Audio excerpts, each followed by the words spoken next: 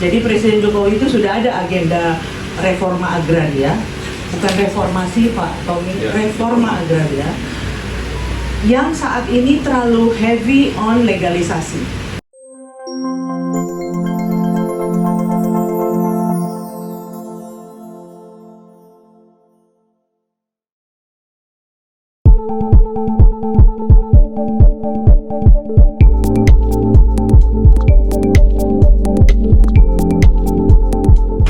Reforma agraria itu dijelaskan oleh Pak Mahfud, memang ada legalisasi, kemudian ada redistribusi, redis. Yang ketiga, reforma agraria itu juga mencakup restitusi, pemulihan hak. Dan khusus dalam agenda Pak Ganjar Pak Mahfud ada penyelesaian konflik. Kenapa perlu itu? Karena negara kita itu memang mendapat warisan baik dari zaman kolonial maupun pemerintahan Orde Baru, konflik agraria yang luar biasa. Jadi kalau rekan-rekan ikuti, Pak Mahfud bilang sekitar 2.500 kasus itu yang dilaporkan ke kantor Menko Polhukam.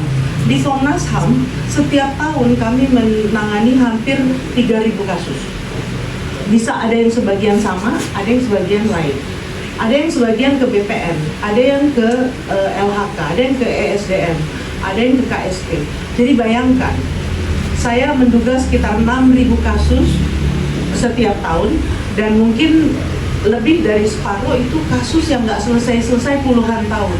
Saya kebetulan kerja mulai lulus kuliah langsung di Skepi, Walhi. Ada kasus yang sejak saya di Walhi sampai sekarang belum selesai. Toba Paut Lestari misalnya di Sumatera Utara dan lain-lain. Jadi rekan-rekan, apa yang disampaikan oleh Pak Mahfud terkait reforma agraria adalah sebenarnya melanjutkan agenda dari Presiden Jokowi.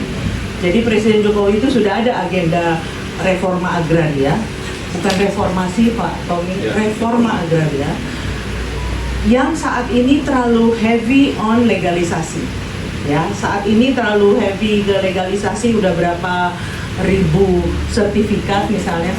Tapi reforma agraria sebagaimana tertuang dalam dokumen Perpres maupun juga dalam TAP MPR nomor 9 2001 bukan hanya soal legalisasi. Dia harus masuk ke redistribusi, restitusi hak, dan penyelesaian konflik.